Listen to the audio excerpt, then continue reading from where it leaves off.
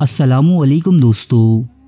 عبرانی زبان میں یروشلم اور عربی زبان میں القدس کے نام سے معروف تاریخی شہر بیت المقدس، جس کے معنی پاک گھر ہے، ان شہروں میں سے ایک ہے جنہیں نوع انسانی عزت و احترام کی نگاہ سے دیکھتی ہے۔ اس شہر کا ذرہ ذرہ مقدس ہے۔ اکثر انبیاء علیہم السلام اسی شہر میں مبعوث ہوئے۔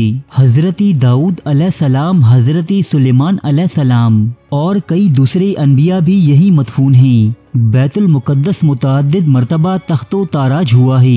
یہاں کی آبادیوں کو کئی بار زبردستی جلا وطن کیا گیا اور اس کی گلیوں میں انگنت جنگیں لڑی جا چکی ہیں، جن میں خون کے دریا بہہ چکے ہیں۔ یہ دنیا کا وہ واحد شہر ہے جسے یہودی، مسیحی اور مسلمان تینوں مقدس مانتے ہیں۔ یہودیوں کا عقیدہ ہے کہ یہ وہ جگہ ہے جہاں سے کائنات کی تخلیق ہوئی۔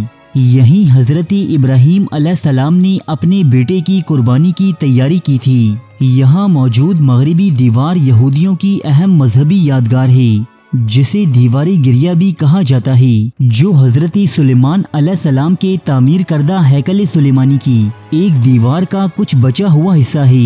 عیسائی کہتے ہیں کہ حضرت عیسیٰ علیہ السلام کی جائے پیدائش یعنی بیت لحم یہیں واقع ہے۔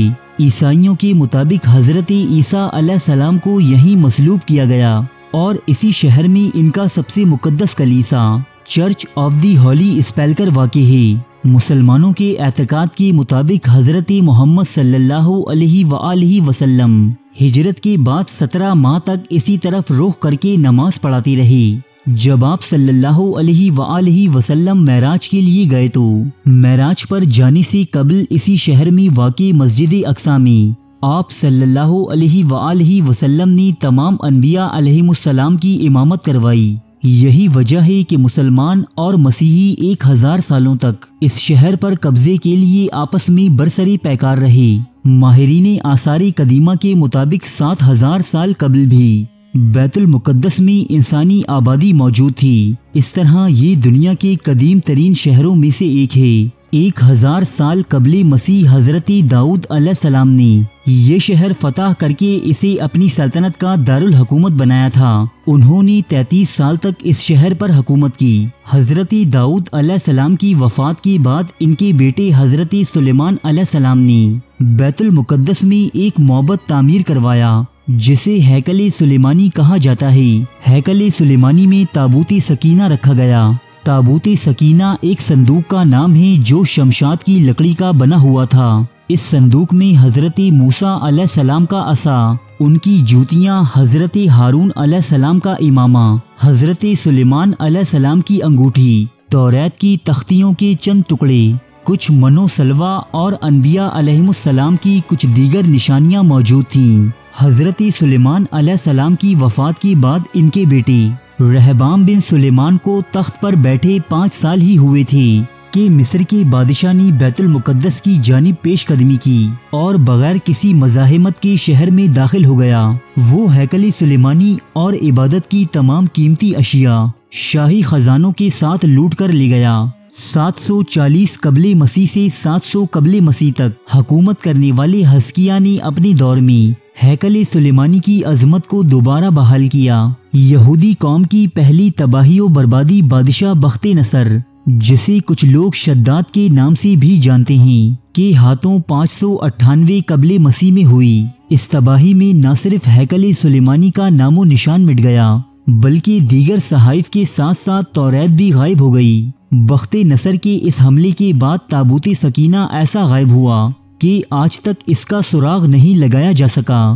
539 قبل مسیح میں ایران کے پہلے کسرا سائرس دی گریٹ نے بابل کو فتح کیا تو اس نے یہودیوں کو اپنے وطن واپس جانے کی اجازت دے دی۔ چنانچہ جب یہودی بیت المقدس واپس آئے تو انہوں نے ہیکل سلیمانی کو دوبارہ تعمیر کیا۔ 63 قبل مسیح میں رومی جرنیل پومپائی دی گریٹ نے ہیکل سلیمانی کو ایک مرتبہ پھر تباہ و برباد کر دیا، لیکن چند ہی سال بعد ہیروڈ اعظم کے دور میں ہیکل سلیمانی کو اثر نو تعمیر کروایا گیا۔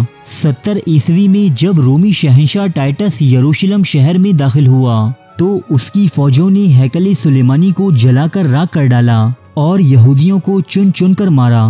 135 عیسوی میں جب یروشلم کے یہودیوں نے رومن سلطنت کے خلاف بغاوت کی تب اس شہر کی زمین پر ہل چلا کر اسے ویران کر دیا گیا اور یہاں بسنے والے اکثر یہودیوں کو غلاموں کی منڈی میں فروخت کر دیا گیا۔ یہودیوں سے نفرت کی بنا پر رومن باشندوں نے ہیکل سلیمانی کی جگہ کوڑے کرکٹ کے ڈھیر لگا دیے۔ رومن عہد میں ہیکل سلیمانی اور یہ شہر اسی طرح کئی صدیوں تک کوڑے اور غلاظت کے ڈھیروں میں ڈوبا رہا۔ 638 عیسوی میں مسلمانوں کے دوسرے خلیفہ حضرت عمر فاروق رضی اللہ تعالی عنہ کے دور میں مسلمانوں نے رومن ایمپائر کو شکست دے کر بیت المقدس فتح کیا تو اس وقت یہاں یہودیوں کا کوئی معبد نہ تھا۔ حضرت عمر رضی اللہ تعالی عنہ کے حکم سے یہاں ایک مسجد تعمیر ہوئی، یہی مسجد مسجد اقصی کہلاتی ہے۔ اس سادہ سی مسجد کی تعمیر کے تقریباً 50 سال بعد اموی خلیفہ عبد الملک بن مروان نے 691 عیسوی میں مسجد اقصی اور قبۃ الصخرہ کی بنیاد اٹھائی۔ عربی میں قبطہ کا مطلب گنبد اور صخرہ کا مطلب چٹان ہے، اسی لیے مسیحی اور یہودی قبۃ الصخرہ کو ڈوم آف راک کہتے ہیں۔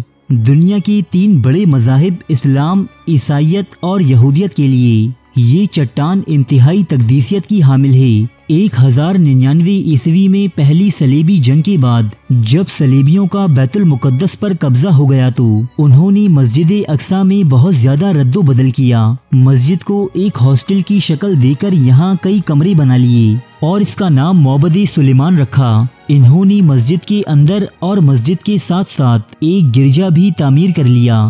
سلطان صلاح الدین ایوبی نے قبلۂ اول کی آزادی کے لیے تقریباً 16 جنگیں لڑیں اور بالآخر 1187 عیسوی میں سلطان صلاح الدین ایوبی نے فتح بیت المقدس کے بعد مسجد اقصی کو صلیبیوں سے پاک کر دیا۔ اس کے بعد یکے بعد دیگرے 4 مزید صلیبی جنگیں لڑی گئیں، لیکن صلیبی بیت المقدس پر قبضے کا خواب کبھی پورا نہ کر سکے۔ 1229 عیسوی میں مملوک حکمران الکامل نے بغیر لڑے بیت المقدس کو جرمنی کے بادشاہ فریڈرک دوم کے حوالے کر دیا، لیکن صرف 15 سال بعد 1244 عیسوی میں سلطنت خوارزم نے یہ شہر دوبارہ فتح کر لیا، جس کے بعد اگلے 673 سالوں تک یہ شہر مسلمانوں کے پاس رہا۔ 1517 عیسوی میں سلطنت عثمانیہ کے طاقتور سلطان سلیم اول نے بیت المقدس کو اپنی ریاست کا حصہ بنا لیا۔ 1517 عیسوی سے لے کر 1917 عیسوی تک یہ شہر عثمانی سلطنت کا حصہ رہا۔ عثمانی سلاطین نے اس شہر میں بے شمار تعمیرات کیں، شہر کے گرد دیوار تعمیر کی، سڑکیں بنائیں اور ڈاک کا نظام قائم کیا۔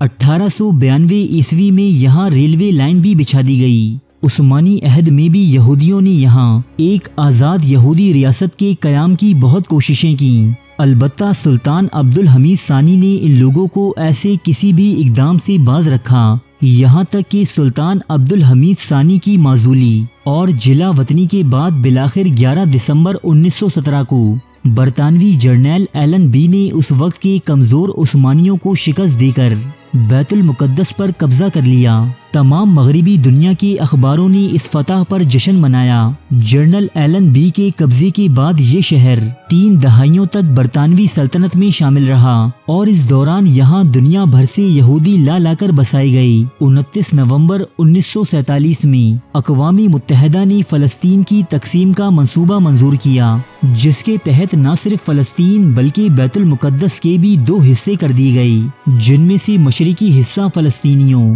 جبکہ مغربی حصہ یہودیوں کے حوالے کر دیا گیا۔ 14 مئی 1948 کو مغربی فلسطین کے یہودیوں نے اسرائیل کے قیام کا اعلان کر دیا۔ اس دھوکے بازی کے خلاف تمام عرب ممالک متحد ہوئے اور انہوں نے مل کر اسرائیل پر حملہ کیا، لیکن انہیں اس جنگ میں شکست ہوئی۔ اس کے بعد اگلے 2 اشروں تک بیت المقدس کا مشرقی حصہ اردن کے پاس رہا، لیکن 1967 کی جنگ میں اسرائیل نے اس پر بھی قبضہ کر لیا۔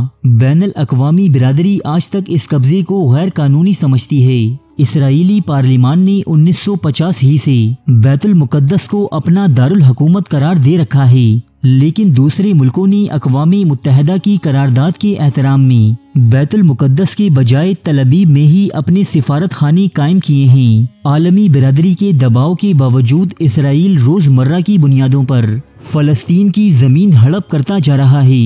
آئے روز نئی کالونیاں بسائی جاتی ہیں اور ہزاروں فلسطینی اپنے گھروں سے بے دخل کر دیے جاتے ہیں، وہ بھی صرف اس وجہ سے کہ آج ہمارے پاس سلطان صلاح الدین ایوبی جیسے حکمرانوں کی جگہ کچھ ایسے حکمرانوں نے لے لی ہے جو صرف اپنی ذاتی دولت اور خزانوں میں اضافے کے طلبگار ہیں۔ ان کے خود کے مستقبل مغربی ممالک سے وابستہ ہیں، تو یہ کس منہ سے مغرب سے جنگ لڑ سکتے ہیں؟ اور اسی لیے آج ایک چھوٹا سا یہودی ملک اسرائیل ان 57 مسلمان ملکوں پر بھاری پڑ رہا ہے جو دنیا کے ایک بڑے حصے اور بھاری وسائل پر قابض ہیں۔